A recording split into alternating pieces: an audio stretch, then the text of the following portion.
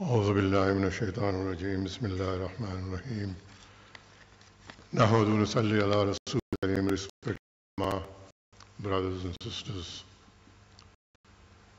We as Muslims need to understand and remind ourselves each time that Almighty Allah created and worked into the world. The whole plan is all in place, and nothing that happens and nothing's in existence, everything has been planned and worked out. Almighty's plan is foolproof, it's meticulous, and it's very, very clear. Whether we want to see that or don't see that is a different matter. But the plan is very, very clear, and it is not a mystery. If we camouflage or if we put blinkers on and we cover our eyes or we put something in our ears so that we don't hear, then it is what we are doing. The faculty or the ability or the sense to see is there. The sense to hear is there.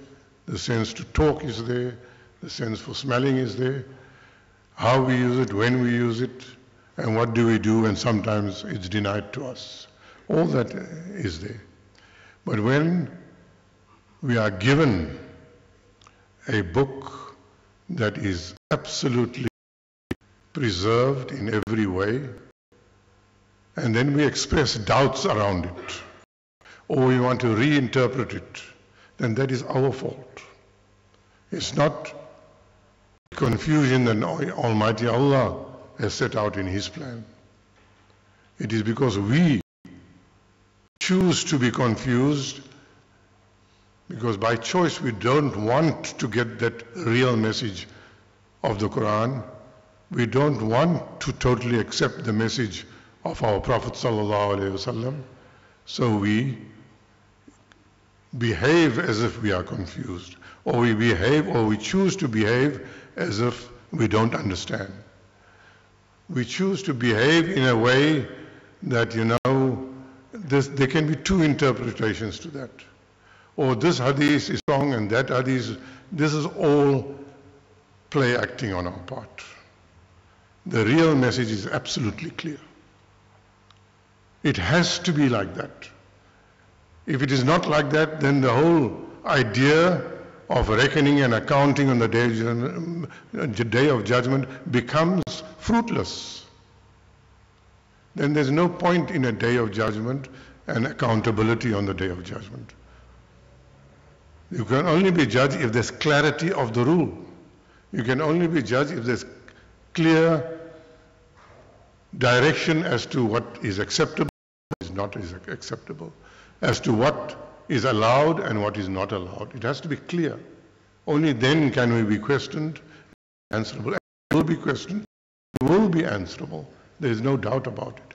And one of those principles that Almighty has created at all levels, not just at human level, but at all levels, whether it's the plant world, whether it's the physical world in terms of the entire universe, there are certain rules that are set.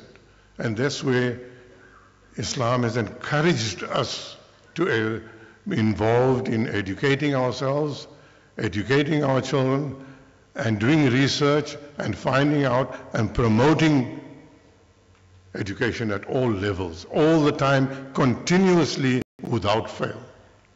And this continuous need to change and learn and find out is going to go on until the day of judgment. Therefore, planting a tree, you do not hesitate. You go ahead and plant that plant or the tree. While you know, well, this is the end of the world. You don't stop. So there is continuous change and there is continuous movement. And if you just look at, leave alone human beings and the plant where we can observe changes all the time. But if you look at the universe, scientists, we are given some idea of it already in certain verses of the Quran, but it is normal scientific fact that the universe is expanding from the moment it was created. And the figures and the facts that are given to us in terms of the manner in which it is expanding is mind-blowing. It's hundreds of thousands of miles or kilometers per second type of expansion is going on from time immemorial. And there's enough evidence to show that it is not ending, it is not stopping, it is moving. The universe is growing. New universes or new Milky Ways and new hemispheres are being created continuously. But what we tend to forget, this continuous change and this continuous growth is also a phenomena and part of being human. Human beings can never allow themselves to become static. Believers in the Quran and Sunnah cannot allow themselves to become static. We need movement all the time. And that movement comes via education. I can't go into detail, time does not allow, but there is need for continuous growth, continuous movement, and can only come via education. Now similarly, if you just look at our situation today, and if you look at the growth of the Muslims, leave alone the other human beings, that is where you can virtually see the problem. There is no real positive movement in the growth of the Ummah. And the movement that I'm referring to is more of the spiritual human quality, kindness, softness, being philanthropic, doing good deeds. Don't buff ourselves. You know, we give so much food parcels in Ramadan, whether NGOs or schools or wherever it might be. We are so involved in giving parcels, and please do give, double it up, triple it up. But also understand that that is not a solution. Understand that. Do your charity, give your food parcels, but that's not a solution. The solution lies in personal transformation, continuous reform, continuous change, continuous understanding. Now, it can only be continuous if you are educated. And the crux and the essence and the real education is to understand every verse of the Holy Quran. And not just every verse, but if every letter of the Quran, every word of the Quran has a built-in miracle. And we must make an effort to understand that. That's real education. And beyond that, we must make a supreme effort to understand what Rasulullah ﷺ has taught us of his understanding of the Quran and the right and wrong left for us to follow. All that is a package. That is the education that we have stopped acquiring and we are static. We are not moving at all. And I'm going to be very frank in these few minutes that I have this afternoon to say what needs to be said as to why I'm saying there is no movement. And this movement, I've referred so far only to the Muslims, is also the duty of the Muslims to make sure that all other communities and all other human beings have a similar kind of movement via our effort and our ability to do that. Now that is totally gone. Who looks at Muslims as leaders of any kind in any field? Nobody. Nobody looks at us as a community that leads in anything. We are regarded, and we are statistically, look at the 400-500 universities of the world, the top universities, how many Muslim universities feature? And fortunately, unfortunately, take the comment in whichever way you want to take it, the only universities mentioned in that 500 happens to be, and I'm saying it again, take it as you want. I'm not here to promote anybody. All the 3 universities that are in the 500, fortunately or unfortunately, Not in the field of science, not in the field of economics, not in the field of anything do we. And we gave the world this, remember? We gave it to the world. Through Spain, we gave it to the world, and we forget about, we only harp on Spain, but a lot of things happened in what is today known as Uzbekistan, Turkmenistan, Kazakhstan. We've forgotten of those states and provinces that were originally or have been Southern Russia and are now independent. They contributed tremendously. The point I'm trying to make here, that our revival and our growth that is continuous came from that growth. When the Arabs who received Islam first were weakened in their belief or in their commitment and in their spirituality, then North Africa came up. And through North Africa, Spain came into the picture. They were not those Arabs that were from what we know today as Saudi Arabia. But the growth took place. And it went to the east, and we don't take much note of that. Until recently, there's this whole thing going on of Srebrenica and what happened in Bosnia. We didn't even know. Be honest, I'm asking the more elderly people, how many of us knew 30, 40 years ago that there were so many Muslims in Europe around Bosnia and those places? How many of us knew of that? These are Muslims for over 1,000 years. We didn't know they were white Muslims. But they were there, and we did nothing for them. Almighty, in His own plan of bringing about change, if we don't bring about change, brought hardship, brought difficulties, and today they are becoming among the better Muslims. Those who have remained Muslims, the change is coming. So continuous change is one of those critical principles that has to be there. We have to change all the time. There's a different interpretation of change other than the Sunnah of Almighty Allah, the pattern of Almighty Allah, and that is many of us, very sincerely, many of our scholars and many of our individuals saying what Rasulullah ﷺ did was historical for his time, is not relevant today. But that is not what we are told in the Quran. We are told very, very clearly, with no ambiguity, that you have to follow every word of the Quran, you have to follow the Sunnah of Rasulullah ﷺ. There is no reinterpretation. There is no two meanings. If you refuse to see it, that's your fault. If I don't want to understand it, that's my fault. It's not the fault of the Quran. It's not the weakness of Sunnah. We must understand that. So the few scholars who have modernists, who we term as modernists, or whatever you term them, and understand a portion of the fact that we need change. But change is not going to come from reinterpretation. Change will come from re-establishment of the society that Rasulullah ﷺ himself had created. When it comes to human beings, there's a saying that says, "An-nasu ma'adinun ka-ma'adini az-zahabi wal-fizzati."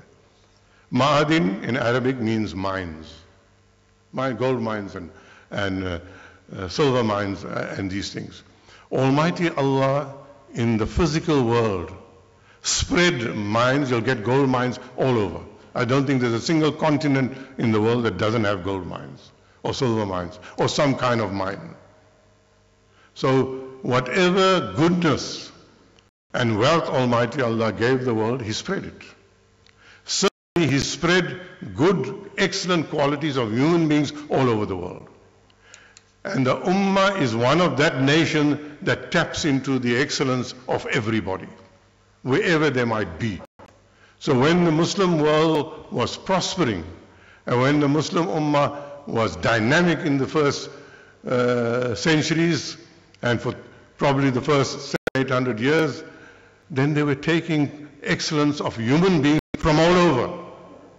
They didn't say, he's a black African, I'm not going to take his ability. He's a Indian from India, I'm not going to look at his ability. He's from China, he's a Muslim, but he's from China, I'm not going to look at his ability.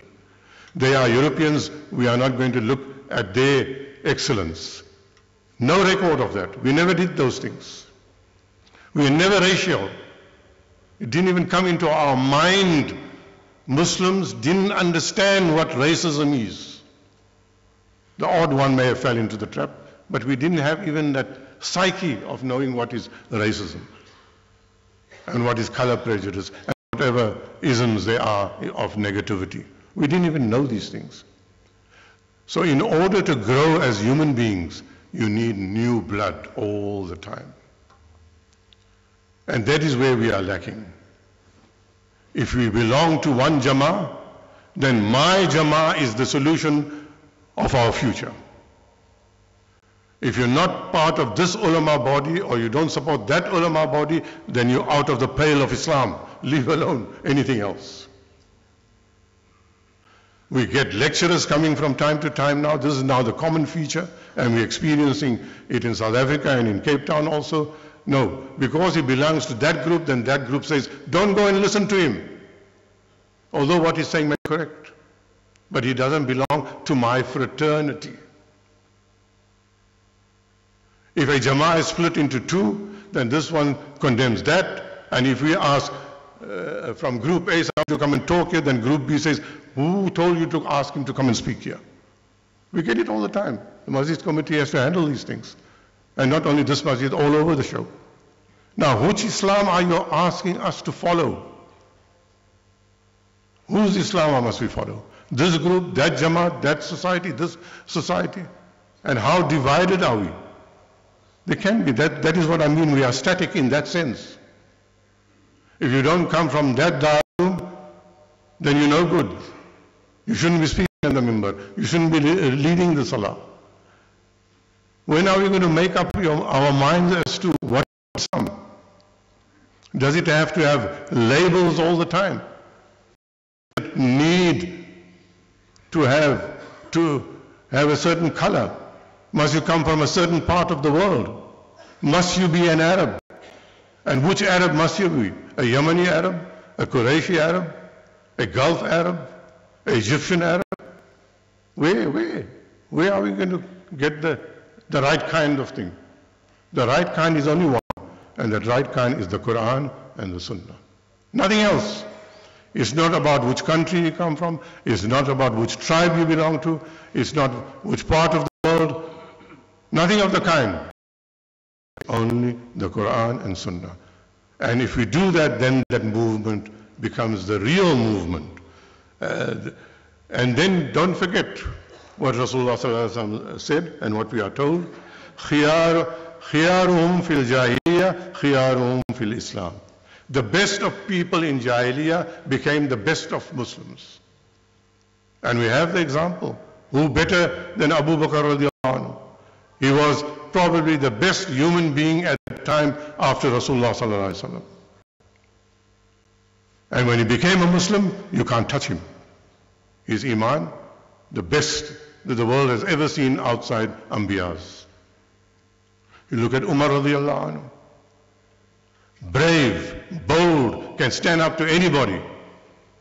The ability to stand up and tell the Quraysh and go to the Kaaba and tell them, I have become a Muslim, do what you want. That was Umar radiallahu anhu. That is change. That is dynamism. Good human being as a non-Muslim, superhuman being as a Muslim. So we have those examples. The hardship that we are experiencing today in historical context is nothing. Is nothing. If we know our history, and if you know what happened at the time of the Crusades, and if you know what happened when the Tatars, the Mongolians invaded the whole Middle East, in fact the whole world, civilized world of that time, then we will know nothing.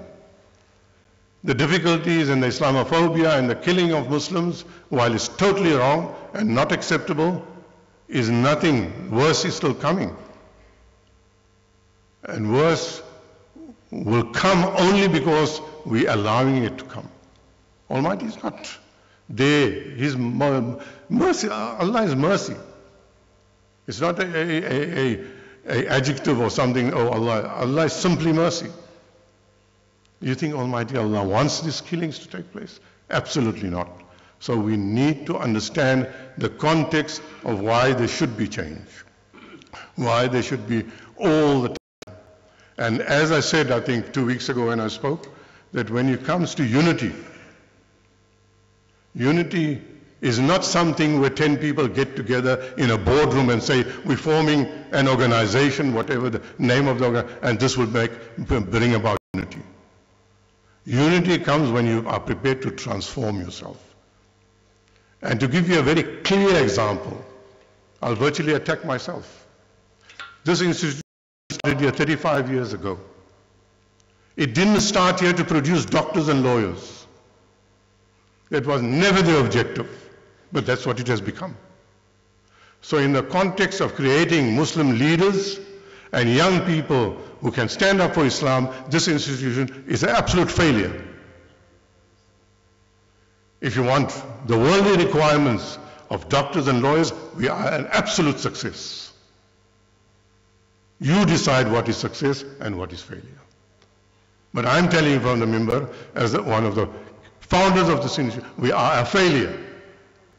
And the reason I'm saying that is what I'm going to start concluding with is, when are we going to be openly prepared to accept our rights and wrongs? When we started this institution, it was the second Muslim school in the whole world. The first one was created by Yusuf Islam Cat Stevens in London. We were the second one. Today, as I'm standing here, there are over 3,000 such schools. And don't think that this is a wonderful campus with big buildings. I can show you dozens of similar and bigger campuses of Muslim schools all over the world. But all have fallen into the trap of artificial success. All are producing good results. All are producing doctors and lawyers, because that is all we want. We don't want good human beings. Let us become honest about it. Because if we say we want good human beings, then we are saying we want good Muslims. A Muslim young person who can respect his parents, who can be modest, who can be kind, who can look after the needy and the poor, is our success. Not the doctor and lawyer. Because if you want, the doctor and lawyer is not a doctor in order to serve the sick. He is a doctor or lawyer because he wants 700 and 800 and 500,000 a month income. That is not success. You rather be a beggar, or in the category of what we would call a beggar, not a real beggar, or utterly poor, but be a good human being. That is the success. And unity will never ever come from a round table. Forget about it. We cannot shout from the minbar, we cannot shout on the TV, we cannot shout on the radio, we cannot shout on the street and say we want to be united. Did Rasulullah sallallahu alaihi wasallam ever stand up and say I want to be united? I want to create a unity. He talked of iman, he talked of akhlaq, he talked of ihsan, he talked of being a mu'min, he talked of being min as-sadiqeen. And he included the woman, mu'minina wal mu'minat, every time. That is what is success. We are merely bluffing ourselves far, far too much. If we want unity, then start working on the young people in an institution like this. Transform their lives. Unity, as I explained in my previous khutbah, is a gift from Almighty Allah. Almighty Allah will force us to be united if we live as good Muslims. It's not a choice. It will be imposed by Allah on us to be united. Do you know the kind of fights the Arabs were involved in Jahiliyyah? One tribe, one family, killing each other, year in and year out. But what happened when the Muhajirs landed in Medina? Nowhere in the history of humankind, previous to that, or even after that, that kind of brotherhood has ever been displayed. All Rasulullah sallallahu alaihi wasallam create ukhuwah, create brotherhood. That's all Rasulullah had to say. He didn't say, be united, be this, be that. All he said, ukhuwah, brotherhood. And the Ansars came to the party. How many of us sitting here is prepared to divide his house in 2 or 3 pieces and give it to other fellow refugees? That is what the Ansar did. How many of us are prepared to divide our business into 10 portions and give it to the refugees? That is the sacrifice that's needed to create unity. No sacrifice, no unity. No education to form leaders, no unity. It will not happen. So don't try to do Allah's work. Unity is a gift from Allah. Only He can create unity. And only Allah has that responsibility and that ability to unite hearts. So we must be very, very cautious, friends. We have to become Muslims. We don't have a choice. We have to become uprighteous Muslims. Not Indians, not Sadiqeen. Those are the qualities that we have to become. Nothing else. And even in that successful spiritual situation, don't make the mistake ever of thinking that spiritual success and being close to Almighty Allah will give you comfort. Comfort is not the package, part of the package that Almighty gives good human beings. Comfort is not necessarily part of that package. That works totally differently. There's a different dimension as to who will be comfortable and who will not be comfortable. It's got nothing to do with the things that we assume it must be. To be a good, believing, beloved of Almighty Allah, absolutely beloved of Rasulullah sallallahu alaihi wasallam is a different dimension. It's got nothing to do with the car you drive, the size of your house, or how beautiful your children are, or how handsome your son is. It's got nothing to do with those things. That's a different dimension. That's a different world, which can be dealt with at another time. So you can be an extremely pious human being, but you can have lots of difficulties. You may be ultra poor, you have no money, you may have no food, you may have a very difficult family life. You will be pushed around by the world, yet you are a mu'min. So don't make that mistake that Iman, high quality Iman gives you comfort. That's the other mistake we are making. So brothers, I've tried in very, very few minutes to give you some kind of a message that we need to accept there is continuous change needed. That change has to come via education. That is where the energy must go. Become educated for the right reasons, not for professions. And the only right reason is you are educated to become a mu'min. To understand Almighty Allah, to understand the Anbiya, to live correctly, to sacrifice for good causes. So it's a humble appeal that we must, inshallah, work on us. It will come. Islam, we as Muslims, we have our ups and downs, but Islam will remain right on top, even on the Day of Judgment and beyond the Day of Judgment. It will always remain on top. We have to decide whether we want to be part of the success of Islam or not. It's our decision. And our decision to change and reform. We cannot remain any more the way. Nobody, no new Turkey, no new Prince Salman, or no new leader in any Muslim world is going to make our change. You want change and you open clubs. You want change and you bring in pop music into your country, next to the Kaaba. I mean, come on people, man. I think you people are intelligent enough to really understand where the change needs to come from. Jazakumullah.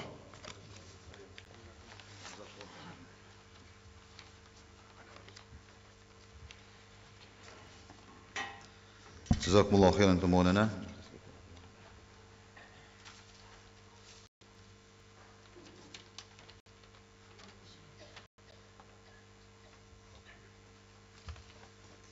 Jazakumullah khairan to Moulana. May Allah subhanahu wa ta'ala grant Moulana his health and his strength, inshallah, to carry on for many, many more years. Amin ya Rabbil Alameen. That's the letter Moulana gave me. I'm Muhammad Amin Brown, and my wife, Miss Mouna Brown, will be departing from our home, number 19 Clive Road, Crawford, after Dhuhr, inshallah.